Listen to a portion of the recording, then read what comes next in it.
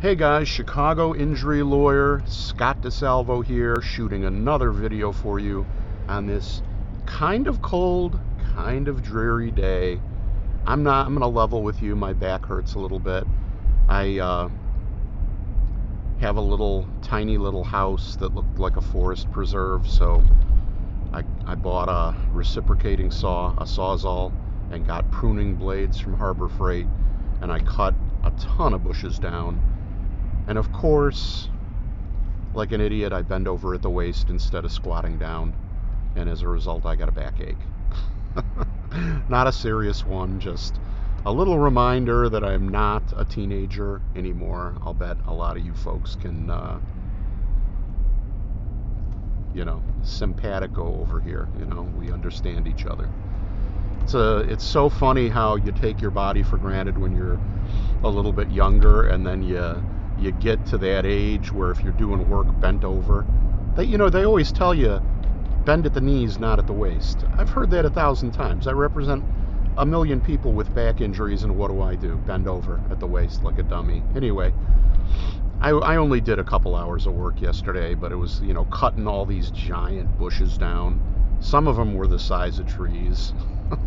Some of them were probably 20 feet tall, or whatever. So it was not the hardest physical labor in the world, but I didn't do myself any favors by doing it bent over.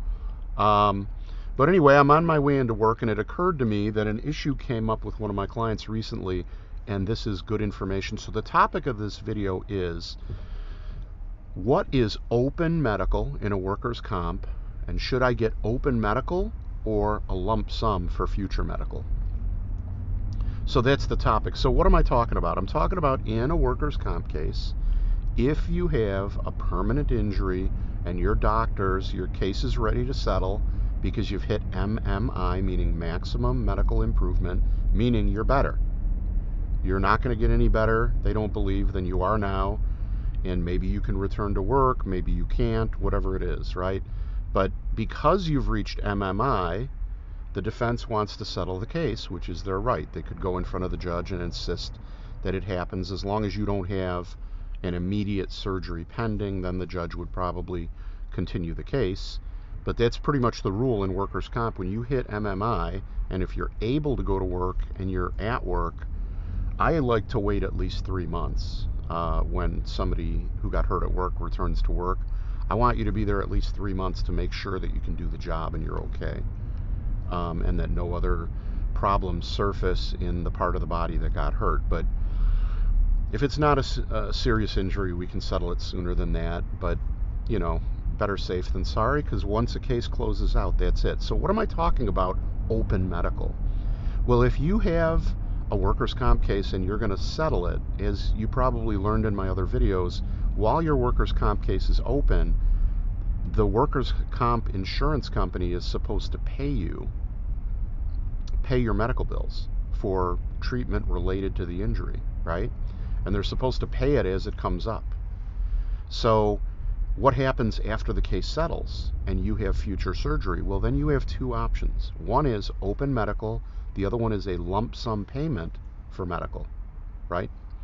So what is open medical? Open medical is exactly what it sounds like. It means you settle your workers' comp case, but medical remains open, meaning for the rest of your days, any problem related to the injury you sustained at work, any medical care you need, anything, medical is open. The insurance company, your company, has to pay for it. So that's one way to do it. Another way so what are the advantages and disadvantages of open medical? The advantage is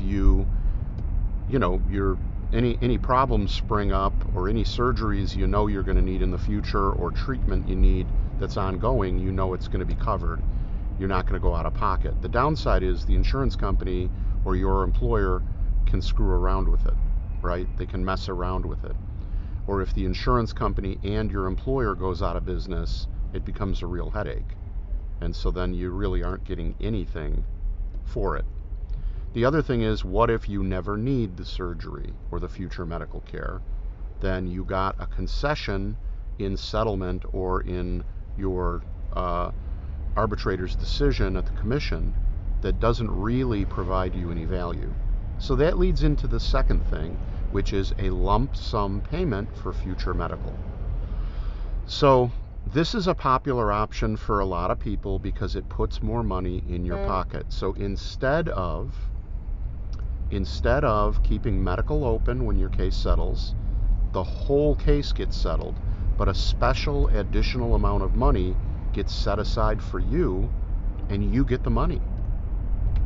So, for example, let's say you need $100,000 worth of future medical treatment. Because it's a settlement and it's not 100% certain that you're going to need it, they may offer you $70,000 or $80,000 or $50,000 or $60,000, case by case, depending on how likely the treatment is and the other issues in the case. Because remember, a settlement is a compromise. You don't get every penny that you could or might get at the commission at trial, but the risk at trial is you could lose. The risk at trial is you could get less than you ask for, right? So buying your piece with a settlement is a compromise.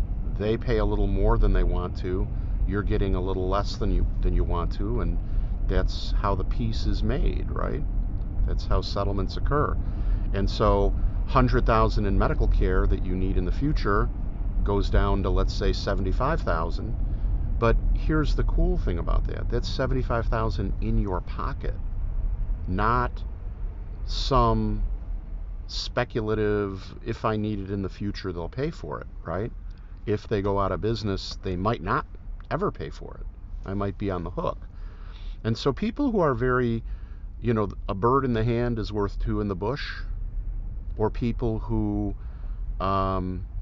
don't think they're ever going to have the surgery, or whatever it is. Maybe they have fantastic health insurance through their spouse's insurance or something like that, or they have another job lined up where it's a desk job where they're not going to be wearing that part of their body out, so they're not going to need the future surgery or whatever it is. It's a good way to add substantial value in a workers' comp case. And it's, really the next question, our conversation up to this point begs the question, should you take open medical or should you take a lump sum amount of money? And that is literally a case-by-case situation. Now, a good attorney will advise you about and tell you the options. On the other hand, they may not have explained it to you as well as I just did right now. But now you know, if you want more money in your pocket and you're willing to run the risk that you're going to need future medical care and not have somebody else to pay for it, a lump sum might be up your alley.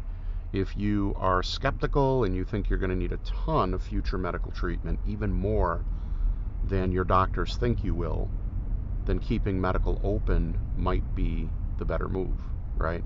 So anyway, it's a topic that doesn't come up, in that many workers' comp cases, but hopefully this information helps you. I like to explain this stuff whenever it comes up in one of my cases because I guarantee at some point somebody's going to search the internet for some of these topics, and then you don't have to worry about it, right?